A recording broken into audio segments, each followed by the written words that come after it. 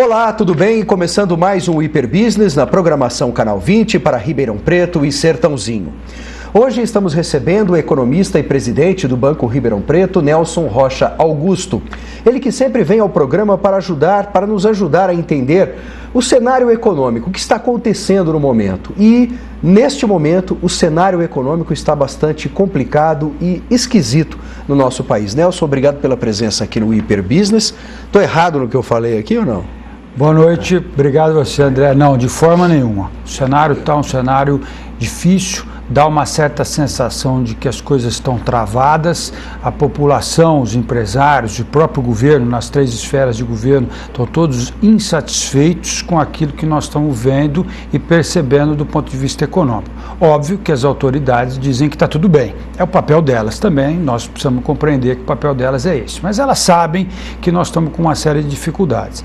A principal dificuldade é que nós estamos vivendo uma situação inflacionária muito desagradável e muito ruim e muito preocupante. Embora, do ponto de vista conjuntural, a inflação agora do mês de julho, do mês de junho, provavelmente agosto agora, é uma inflação muito mais baixa, né? Muito mais palatável, digamos assim, e que funciona de uma maneira adequada. Mas a inflação fechada do ano passado, a inflação fechada deste ano e a perspectiva de inflação para o próximo ano, isso é uma inflação nos índices oficiais acima de 6%, se você considerar alguns ajustes que foram feitos ali nos chamados preços administrados. Por exemplo, todo o esforço para a redução da tarifa de energia elétrica, toda a contenção do preço de gasolina e óleo diesel, a questão das tarifas de ônibus, que a população veio às ruas pleitear de uma maneira muito forte, mais do que os ônibus, mas enfim, o carro-chefe foi a questão dos ônibus. Mesmo assim, a gente está rodando com uma inflação na faixa de 6, vamos dizer assim, grosso modo. O mundo roda abaixo de 2.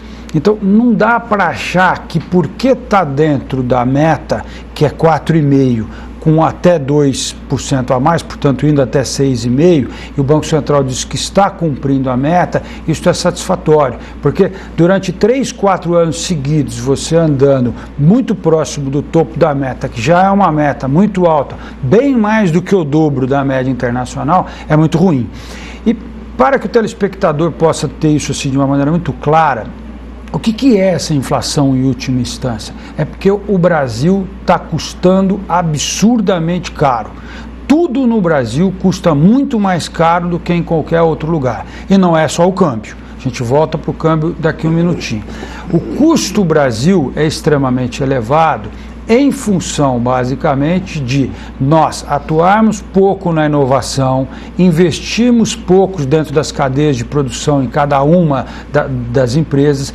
Os estados brasileiros, eu estou chamando de estados aqui, as três esferas de governo, extremamente perdulários e ineficientes, por isso que a carga tributária brasileira é 38% do PIB, que é uma carga tributária gigantesca vis-à-vis os serviços que são prestados. A nossa infraestrutura, infelizmente, é um horror, basta andar na rua e ver isso de uma maneira muito clara, pode ser na rua, no porto, no aeroporto. Basta em Minas Gerais. Minas Gerais, em qualquer lugar. São Paulo é uma brincadeira, um claro, melhor. É que as estradas de Minas a gente tem uma referência complicada, né? Sim. Tem melhorado um pouco, mas aqui no sul de Minas, por exemplo, são terríveis. Mas quando a gente projeta essa questão da infraestrutura para o Brasil, a gente fica imaginando como é que não deve ser lá no norte, nordeste, nos rincões do país. Sem dúvida, é muito ruim. Então, estrada, ferrovia, na verdade, hidrovia, que está melhorando um pouco, mas tem muito ainda para andar, aeroportos e tudo. Telecomunicações, André, a gente não consegue falar no celular e custa caro. A maior tarifa do mundo, esse é um exemplo claríssimo, é a maior tarifa do mundo por minuto falado e é a pior. Né? Então, realmente é muito difícil. Então, o custo Brasil está muito pesado. E isto reflete também na inflação, isso reflete nessa sensação de que as coisas não estão indo bem. Apesar das famílias estarem vivendo melhor, os dados recém-divulgados do IBGE são acachapantes nesse sentido. A expectativa de vida no Brasil nos últimos 10 anos ampliou-se em quase 11 anos. Isso significa um ritmo de crescimento da expectativa de vida de meio ano por ano. O que significa isso? Vamos brincar com o telespectador, que é interessante a gente refletir sobre esse assunto. Se eu nascesse um ano depois, eu viveria 6 meses mais. Ao invés de morrer com 80 anos, por exemplo, eu morria com 80 anos e meio. Se eu nascesse mais um ano para frente, ao invés de eu morrer com 80 anos, eu morreria com 81 anos. Então, a velocidade de expansão da expectativa de vida é um termômetro importante de que a qualidade de vida está melhorando.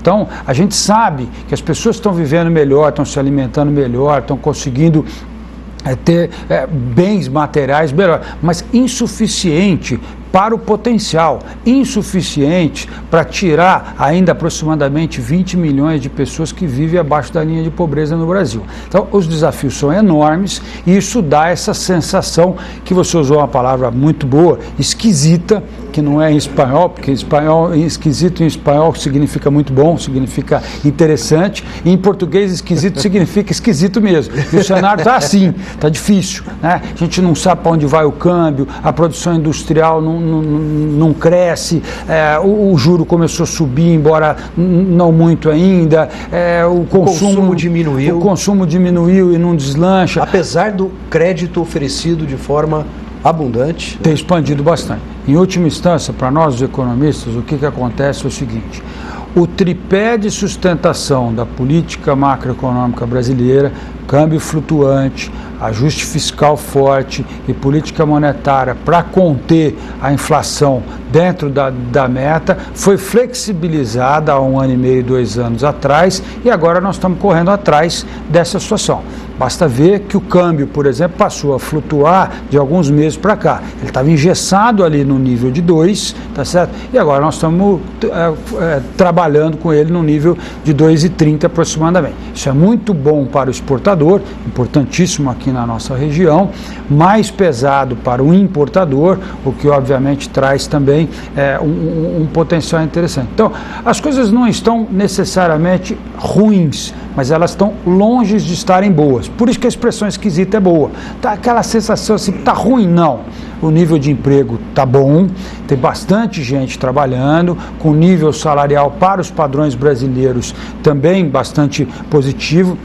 A massa salarial esse ano, em termos reais, deve crescer algo em torno de uns 4,5%, o que é um número bastante interessante. Alguns setores com dinâmicas bem legais, como principalmente todos os complexos agroindustriais que tiveram uma produção, a agricultura teve uma produção muito importante, muito boa no ano passado, com perspectivas interessantes também para o próximo ano, não tanto de preço, mas de volume de produção, praticamente todas as cadeias, exceto o café, que está sofrendo bastante, mas o resto tem tido realmente perspectiva muito interessante. Construção civil tem andado de uma maneira muito importante. Então, o que nós estamos conseguindo ver é isso. É preciso mudar a gestão da política macroeconômica brasileira urgentemente. Jogar a inflação para baixo de uma maneira definitiva, cortar gastos do governo, que não pode ser através de band-aid, de pacotinho aqui ou acolá, tem que convencer a sociedade disso e entregar. O que, infelizmente, esse governo não tem conseguido fazer é entregar aquilo que ele promete. O ministro da Fazenda várias vezes prometeu um PIB ou uma inflação, etc. tal, no passado recente, que não se confirmou. E aí, portanto, ele caiu num descrédito bastante grande e agora precisa resgatar isso de uma maneira importante. Inclusive, ele fica até, de uma certa forma, questionado e numa posição esquisita também no cargo. Mas deixa eu ir para o nosso primeiro intervalo, a gente retoma o papo logo na sequência. Hiperbusiness volta em instantes. Estamos de volta para o segundo bloco do Hiperbusiness e também a segunda parte da entrevista com o economista e presidente do Banco Ribeirão Preto, Nelson Rocha Augusto. Estamos falando sobre o atual cenário econômico do país. Nelson, no final do primeiro bloco você falava e destacava a importância de se ter uma gestão austera, disciplinada e eficiente com relação à política macroeconômica brasileira. Isso está acontecendo? Houve um afrouxamento nesses últimos anos? E, do jeito que está, a equipe econômica do governo atual está brincando com o perigo? Houve um afrouxamento. Eu não acho que esteja brincando com o perigo, porque eles acreditavam efetivamente que era possível alongar um pouco o ciclo positivo que o Brasil viveu até 2010, 2011, de crescimento puxado pelo consumo. Mas ficou claro, a partir do final do ano passado, com os dados do ano passado, um PIB tendo crescido 0,9%, que é simplesmente ridículo para a realidade e para a necessidade brasileira, em função de toda a dívida social que a gente tem aqui no Brasil ainda, de ter que mudar o mix de política macroeconômica com delivery. O que significa isso? O governo entregar efetivamente. Por exemplo, nas contas públicas não dá para fazer maquiagem de contabilidade. Nós temos uma infinidade de escolas de economia no Brasil e os analistas internacionais também. Então todo mundo vai enxergar o que vai ser feito. Descobre rapidinho, né? E fica tão chato. Aquela tentativa de se esconder alguma coisa. E né? O que é mais importante, é desnecessário isso. Nós precisamos entender que o mundo mudou e que a transparência agora, a honestidade da informação real, efetivamente, o que está acontecendo e fazer efetivamente as coisas de maneira dura no presente, traz um futuro um pouquinho melhor. É igualzinho o orçamento familiar. Se a família está endividada, tomou crédito no banco, estourou o cheque especial, etc., não tem conversa. Corta custo, que no mês subsequente, ou 2, 3 meses depois, a vida vai estar um pouco melhor. Não gasta mais do que você recebe. Na hora de cortar o custo é duro. Você vai ter que apertar a mesada dos filhos, você vai ter que deixar de consumir alguma coisa, às vezes até básica, tá certo? Mas tem que fazer, não tem jeito. Então, aí sim, o que foi feito? Flertou-se com a possibilidade, as autoridades econômicas, de não fazer esse ajuste. E agora o ajuste passa a ser muito mais intenso. E o que é pior, intenso e namorando com o fato político, que é a questão da eleição no ano que vem. Quanto mais se aproxima da eleição, mais difícil fica a decisão de fazer esse tipo de ajuste. Quanto mais politizada fica essa discussão que afeta diretamente a vida de todo mundo, pior é para todo mundo. Menos técnica ela vai ser e, portanto, não vai ser mais emoção e menos razão. Exatamente. Então, o que nós temos de boa notícia nesse sentido para o Brasil é que o cenário internacional é que está, em última instância, governando as diferenças que acontecem aqui no Brasil. O que eu estou chamando de diferença nós vamos ter um produto melhor, vamos ter um nível de atividades melhor, ou vamos ter uma inflação mais baixa. Isso está muito mais posto pelo cenário internacional do que posto pelo cenário local.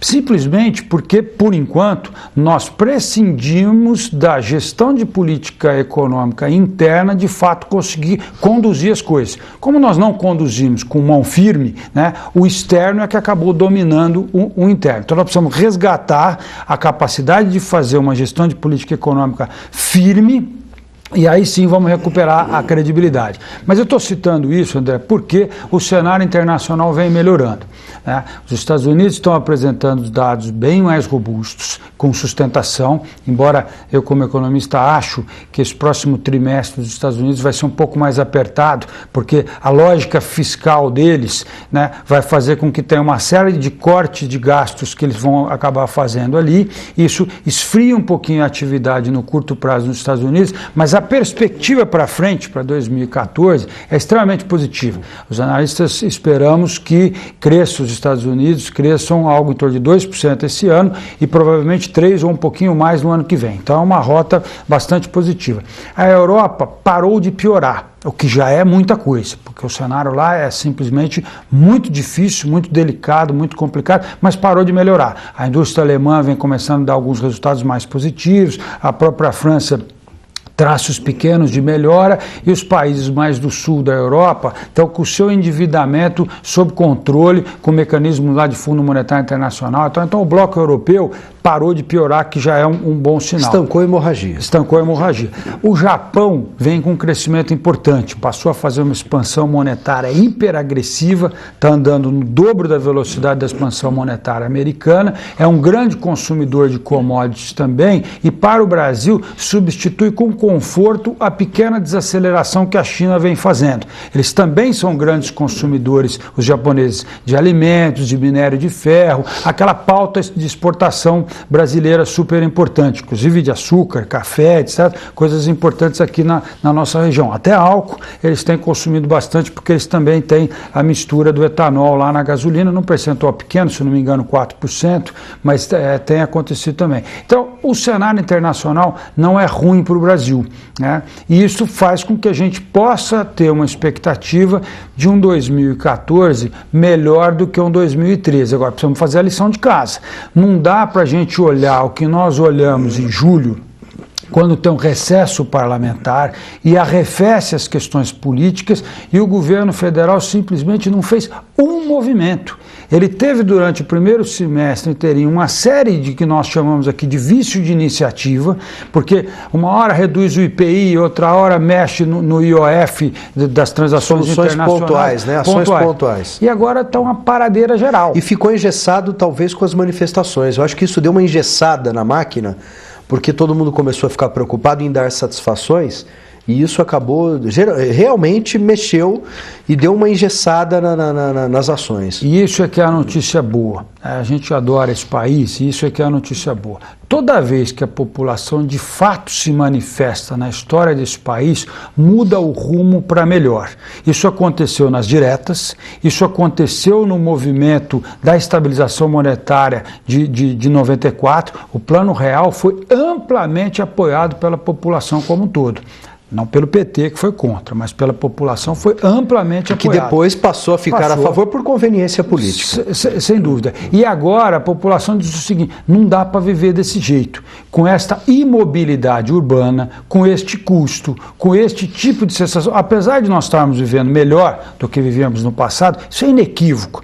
Lógico que a educação precisa melhorar muito, lógico que a saúde precisa melhorar muito, que a infraestrutura. Mas nós vivemos hoje, em 2013, melhor do que nós vivíamos em 2003. Isso não tem o que discutir. E muito melhor do que 93 e muito melhor do que 83. Mas o ponto é que... E não somos tão velhos assim. Não, e o ponto é que em 23 nós podemos estar infinitamente melhor. E nós não podemos nos dar ao luxo de não pegarmos as oportunidades históricas que nós estamos tendo. O Brasil vive o bônus demográfico, que é a quantidade de população trabalhando ainda bem maior do que a quantidade de população não trabalhando, as crianças e os idosos, né? Você está no período de bônus demográfico. Só que essa janela vai fechar ali em 2020, 2021, mais ou menos, tá certo? Então, se a gente não acelerar rápido e fizer efetivamente o que precisa ser feito, nós não vamos ter realmente uma qualidade de vida que é possível ter ali na frente. Vamos para o nosso último intervalo. O Hiperbusiness volta daqui a pouco. Voltamos para o último bloco do Hiperbusiness e também a última parte da entrevista com Nelson Rocha Augusto, economista e presidente do Banco Ribeirão Preto. Estamos discutindo o atual cenário econômico do Brasil, que é preocupante. Agora, Nelson, estamos caminhando aí para o fim do programa, temos aí 5 minutos, 4 minutos e meio agora, né, para a gente finalizar o nosso debate. Você falou uma coisa no final do último bloco interessante e foi mais ou menos, me lembrou, na verdade, o que o Papa Francisco falou na entrevista para o Gerson Camarote da Globo News, que hoje existe um processo de descarte dos idosos e dos mais novos, né, concentrando aí a produtividade numa faixa central do espectro, digamos assim, né, da população, etário da população. Você concorda com essa afirmação do Papa, transcendendo um pouquinho para o aspecto religioso, e você consegue fazer um link econômico dessa declaração dele com a situação do mundo hoje? Concordo em gênero, número e grau. André, você está me dando uma oportunidade de ouro. Para mim, inclusive, que sou católico, mas que estou analisando as questões econômicas, a mensagem do Papa Francisco é digna de emoção para todo mundo. Não só para os católicos, tanto é que ele foi apoiado por todo mundo. Em todos os sentidos, mas principalmente no sentido de que o mundo precisa de novas lideranças que chamem a atenção para as questões relevantes, para mudar um pouco as questões conceituais de como olhar as coisas. Então, por exemplo, quando ele está observando isso, as crianças, porque obviamente são o futuro, então você precisa educar melhor as crianças, tá? E os idosos, principalmente pela questão humanitária, religiosa, que é a mensagem que ele está fazendo, tem a sapiência, tem a experiência. A transferência do conhecimento. E é isso que precisa na sociedade.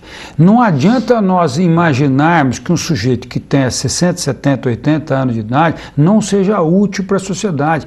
Às vezes, como a sociedade está em ebulição, nesse ambiente esquisito, como nós falamos no primeiro bloco, quando está esquisito, precisa de chamar quem já teve experiência, viveu isso. Inclusive, nós, os economistas, olhamos isso com muita clareza. Vamos ler os clássicos. Eu estava relendo agora, semana passada, o Adam Smith, de novo, escreveu lá no século XVII para poder dizer claramente o seguinte: olha, a riqueza das nações, que é o livro principal dele, a riqueza das nações é em função da expansão do comércio exterior. Você faz aquilo que você tem mais eficiência e vende e compra de quem tem eficiência de outro lugar para fazer. É o que o Brasil precisa fazer. Abrir ainda mais a sua economia e buscar eficiência, redução de custo, etc. Né? Voltando ao Papa Francisco, sim, é muito clara a mensagem que ele está dando. Quando nós assambarcarmos toda a sociedade de uma maneira respeitosa, honesta, clara, transparente, digna, etc., nós vamos ter uma qualidade de vida muito melhor. E a economia melhora, a economia responde a isso. Óbvio que o Papa não falou, porque não é o papel dele, mas nós, aí sim, como economista, é diferente do aspecto religioso. Não, mais argentino, né? Porque ele conhece a realidade dos vizinhos. Nós não podemos ter preconceito com o lucro, que esse é um outro problema que esse governo está tendo. Quando as empresas vão ganhar muito, por exemplo, nas concessões, que a taxa interna de retorno é mais alta, você vai lá e limita isso. Se você limita isso, você desestimulou o empresário de correr o risco. Se você desestimulou o empresário de correr o risco, ele não vai empreender, ele não vai investir, ele não vai fazer.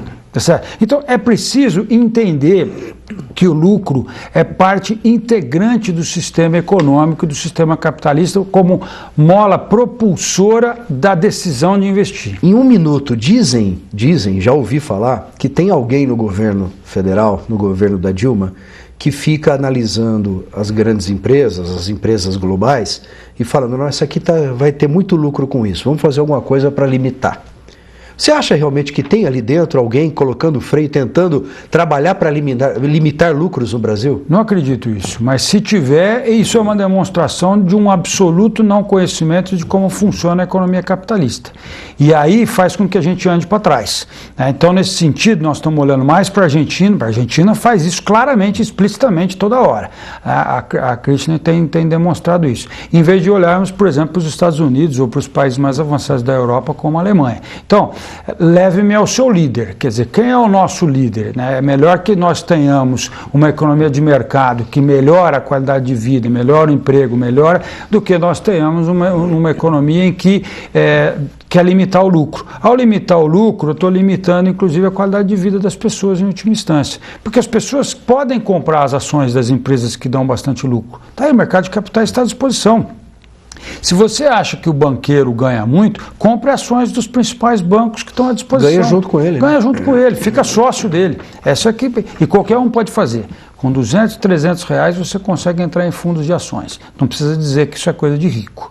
Né? Não estou recomendando aqui que as pessoas comprem ações. Analisem isso com cuidado. Só estou dizendo que é preciso que... é possível. É possível que todos tenhamos a clareza de que o ganho é saudável. É melhor ganhar do que perder, é sempre. Nelson, mais uma vez, obrigado pela participação aqui no Hiperbusiness e já está convidado para próximas oportunidades para a gente continuar analisando e sempre passando para o nosso telespectador uma leitura mais fiel, mais analítica, aprofundada, tentar trazer para ele aquilo que dificilmente se enxerga no noticiário, às vezes detalhes que ficam nos bastidores, para que ele possa se posicionar e entender melhor o nosso contexto. Muito obrigado. Eu que agradeço a oportunidade, André, de estar aqui com vocês. E espero que você tenha gostado do programa de hoje. Até a próxima. Tchau!